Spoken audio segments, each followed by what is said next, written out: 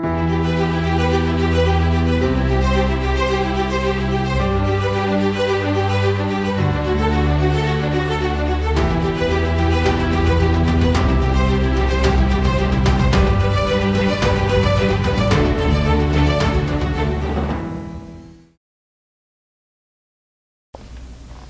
voudrais d'abord commencer par vous remercier tous. Effectivement, quand j'ai vu la demande des représentants des maladies rares, j'ai tout de suite dit qu'il faut les rencontrer vite. Et j'ai demandé au ministre de la Santé d'être là. Bon, il est à l'extérieur actuellement, c'est son secrétaire général qui est là. Vous savez, dans une société, la bonne santé d'une société se mesure aussi à l'attention qu'elle accorde aux plus faibles. C'est comme la démocratie, vous entendez les gens dire la démocratie c'est la loi de la majorité. Ça c'est purement mécanique.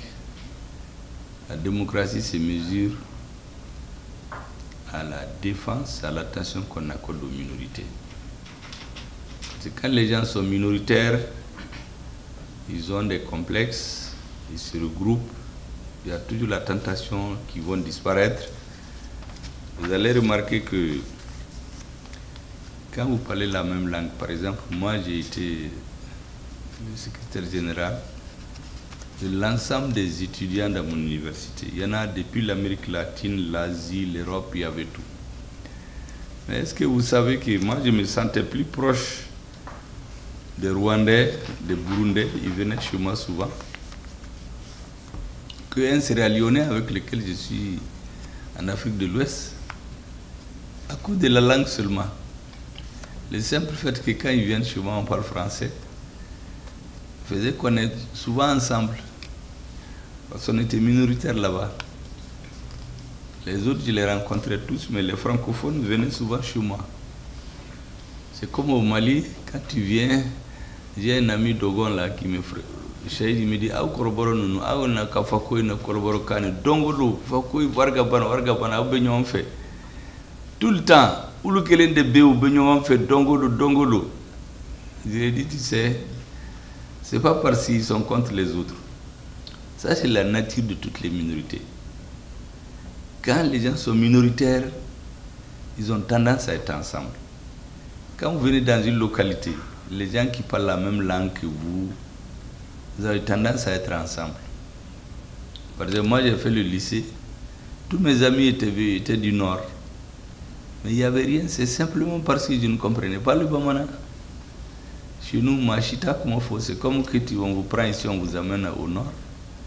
Donc ceux qui parlent son là, ils deviennent vos amis. Vous êtes toujours ensemble, ça n'a rien à voir avec le fait que vous êtes son rêve. C'est la même chose. Tout le temps, les minorités, il faut faire beaucoup attention et leur accorder de l'importance. C'est ça la force d'une société. C'est pour cela que récemment, j'ai reçu avec beaucoup de plaisir ici l'association des femmes rondes. Malheureusement, je ne me sentais pas bien. Je crois que je me suis fait représenter. Parce que c'est un obèse. Je leur dis que vous savez, ça c'est ici que les femmes obèses. Maman, je me corrobore fait, béba fait que ta femme soit obèse. Si ta femme n'est pas obèse, on dit que tu manges tout, tu ne lui donnes rien. Et pour montrer que ton mari est capable, il faut être obèse. Donc ça dépend des sociétés. J'ai dit, chaque personne, la façon dont Dieu vous a fait,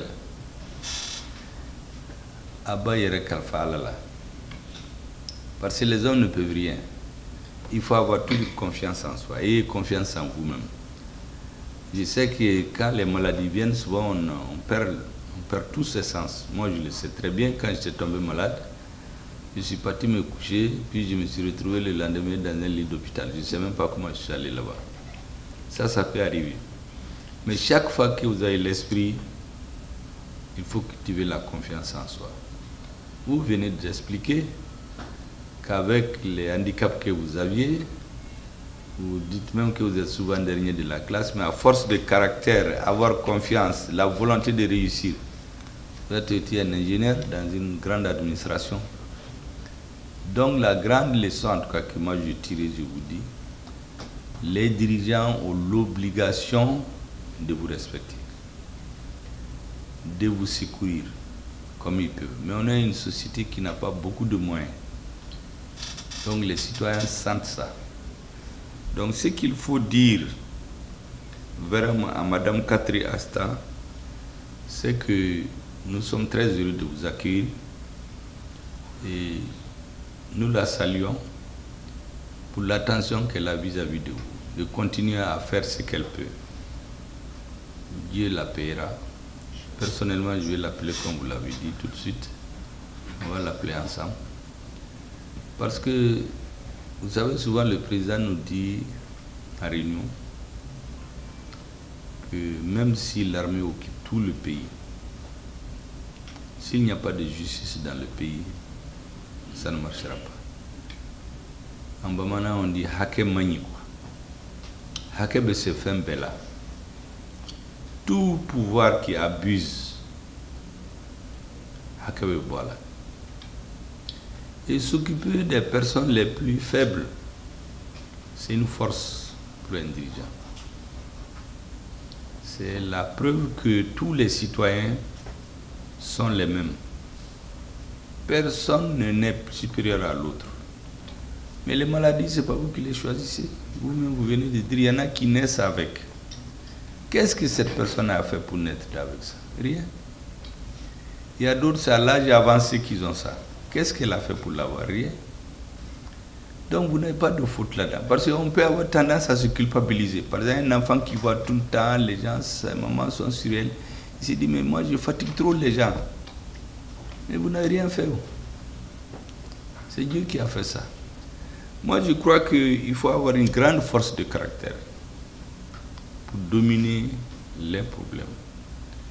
La société doit faire beaucoup attention, doit accorder beaucoup d'attention à ces citoyens faibles, que ce soit des minorités sanitaires comme vous, des minorités physiologiques comme les personnes qui pensent qu'elles sont obèses, des minorités sociales comme des petites ethnies, des minorités linguistiques, parce qu'ils ont tendance à se fermer sur eux-mêmes.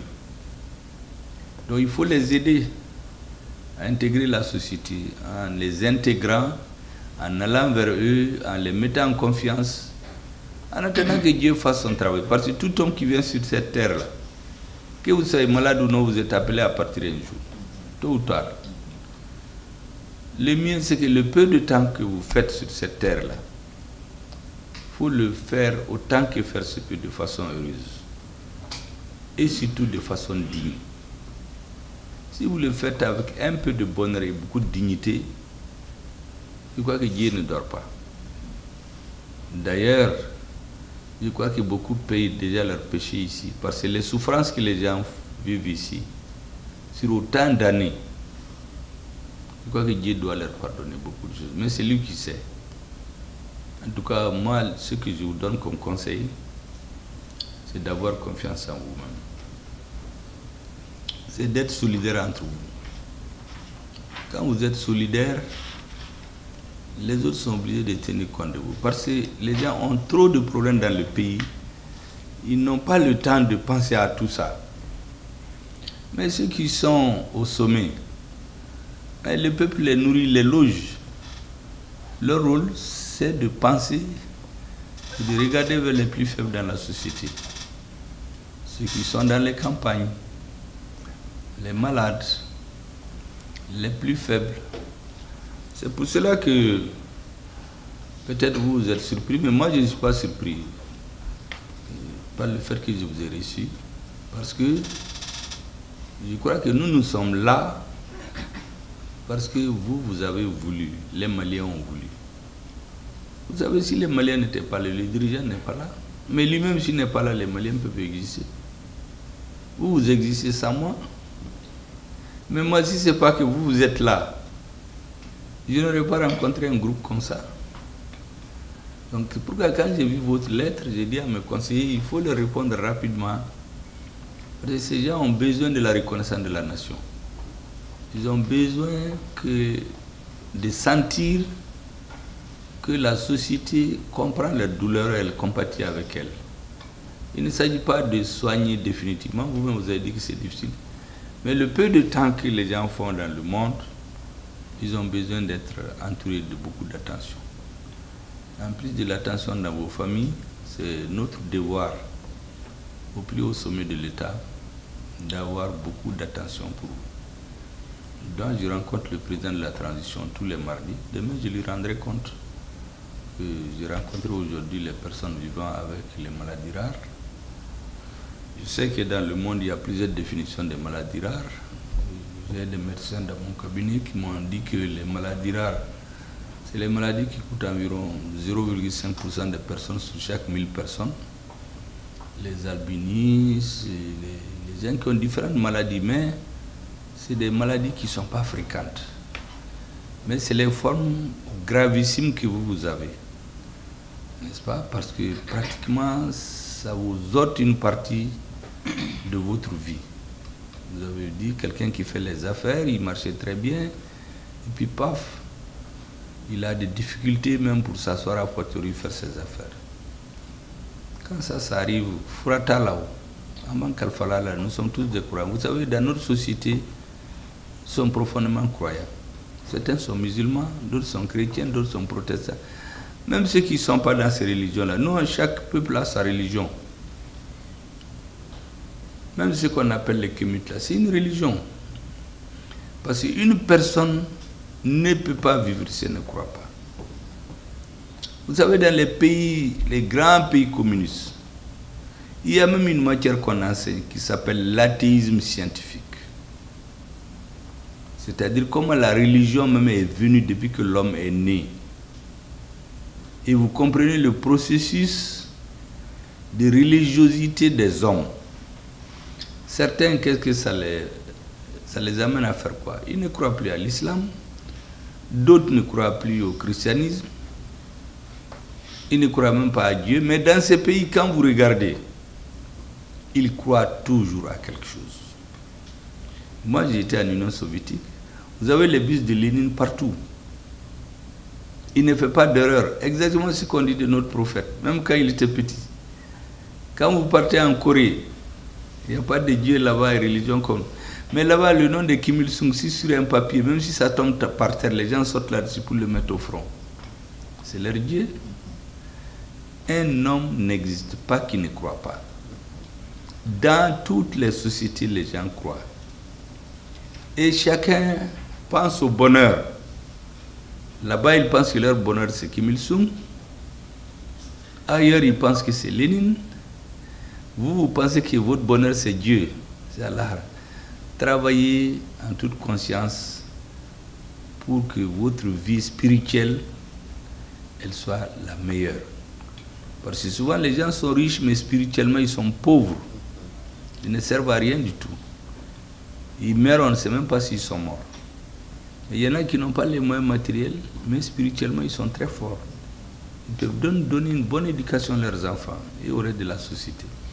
C'est pourquoi je finis par dire encore qu'il faut continuer à cultiver cette force de caractère chaud. Ça vous permet de vous maintenir, être solidaire entre vous et vous faire entendre.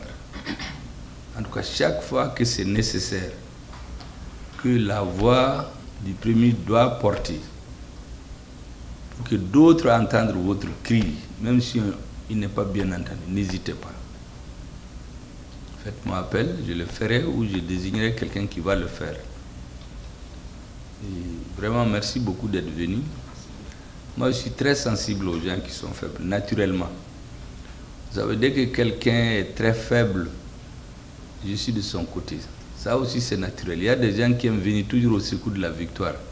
Un jour, il y a un ami qui m'a dit, mais pourquoi toi, tu es toujours avec les perdants? Il dit, parce que les perdants sont toujours orphelins. Chez nous, les gens aiment toujours être avec celui qui gagne. Souvent, ils ne gagnent pas sur du vrai.